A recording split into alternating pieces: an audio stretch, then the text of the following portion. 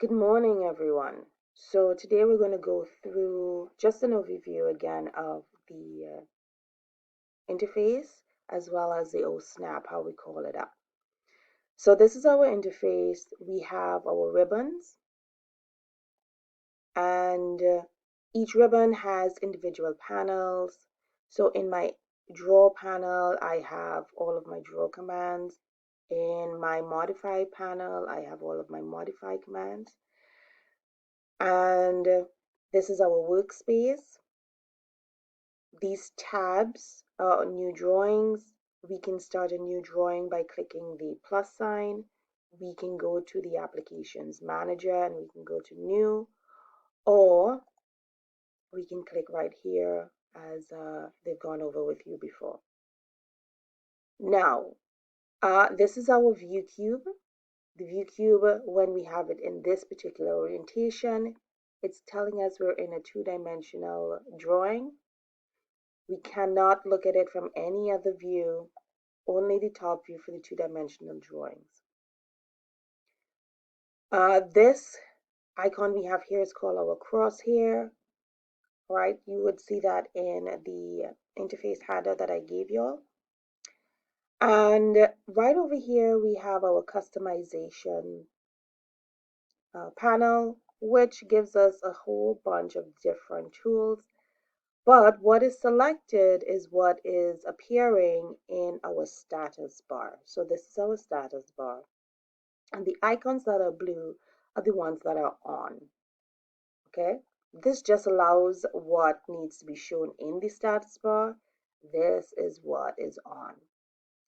Now, let's actually, and this here as well is called our command panel or command bar. Okay? So we're going to call up a tool. I can call up a tool using the icon. I can call up a tool typing in the icon as well. Typing in the command, or I can type it in here as well, right? So those are the three ways we can pull up commands. So if I click on this, it's now highlighted. This that you see here, specify first point, and then you see those two inputs. That's our dynamic input. Now, if you don't see that, let's say for any reason it is off, let's say we go here, we call up and you don't see it, it's because it's off. So we go to our customization, we make sure that dynamic input is on. And this is the icon for it here, right? So we make sure that that is blue, and then you're going to get that. Anytime you run into that, just make sure your dynamic input is on. So I'm going to start with a line, and I'm going to go with coordinates 0, 0 as my start point at the origin. You can go 0, 0, or you can also go 0, tab 0. So it just jumps over from inputs. Enter. Now you'll see that it's off the screen. So if I want to frame it, I can click the top icon here, and it will frame exactly that point. Okay. Now I want to create a line, so I'm going to go 1, comma, or tab 0 as my horizontal. Now you should have the idea of how to do that. Now what I'm doing here is panning the screen. So I'm just clicking my scroll bar down on my mouse. Okay, so I can go here.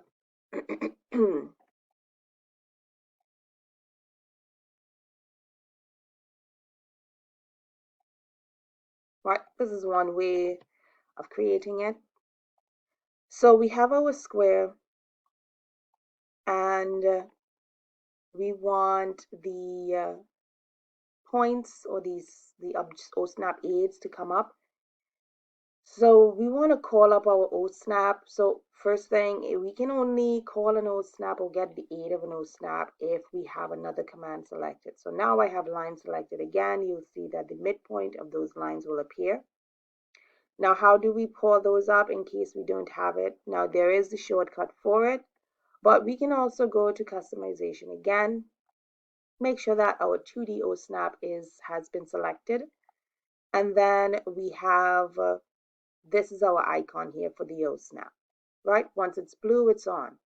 I'm going to click the toggle that's next to it. and I can get into my different options here. If I want to go into my settings, I can click here, and I'll get the same window Mr. Blaze showed you all yesterday. All right, you can select all and then deselect the nearest point. And I'm going to click OK. So now I can go into this and I can do 2 lines. Now I can use this to find my midpoint for a specific circle. So let's say circle. So I can go here, right, and I can create my circle.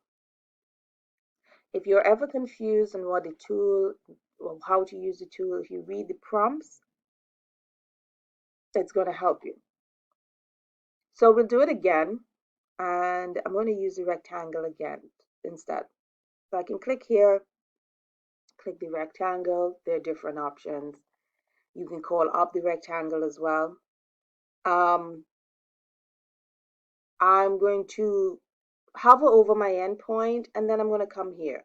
Now what's going to happen is, based off of that endpoint, it's giving me the distance of where I want to start it. Oh, it's giving me the distance of from here to here. It's 1, 0, based off our coordinates. So if I want it to be 1.5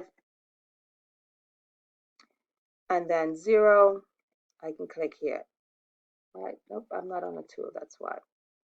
So 1.5 and then 0. You can get an idea once you go here and then you hover over here. It gives you that idea. And actually, I'm not on my tool. So I'm going to go back to rectangle.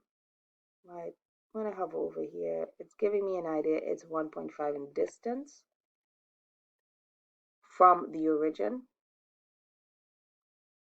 And we want to make sure it's 0 as well. So that's my start corner and my end corner. I need to put in the dimensions of each of my sides, my width and height. Go 1, tab 1, enter. Now I want to frame this again. I'm going to click on it and it's bring it up. Now I can scroll on my scroll bar and it's just going to magnify it or zoom in. Now if I go with my circle, right, based off of the object snap, I can then select my center, geometric center, and I can go 0.25. I'm going to click my line tool again and I'm going to create so right now, what I'm touching here on my circle is called a quadrant. So I'm going to end there, and I'm going to do it again.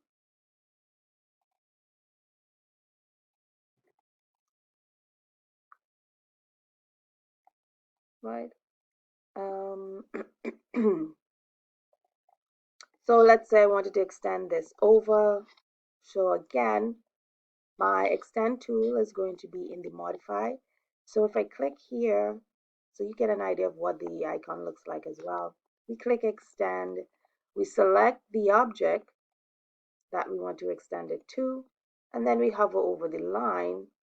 Wait, press enter.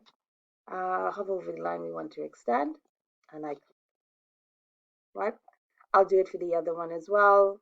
Since this is one whole object, hover over it, right, extend. Now I can trim it as well. So I'm going to call it up this way instead, right? So our trim is either going to be this, or let's call it up, trim, enter, select the object. So we want to select the cutting plane for it. I'm going to select this, enter, and then hover over my objects I would like to delete. All right, so the same thing we can do over here as well. If we want to create the same exact thing. Now there isn't only one way of doing anything. There is a way where you can do it each initial step. If you're having a little more, you're taking a little longer to understand it, or you can do the shortened version as well. It does not does not matter once you get it done. That's the end goal. All right, so that was our O-snap setting, and I just went through the trim and extend again. If you have any questions, just leave me some feedback and I'll get back.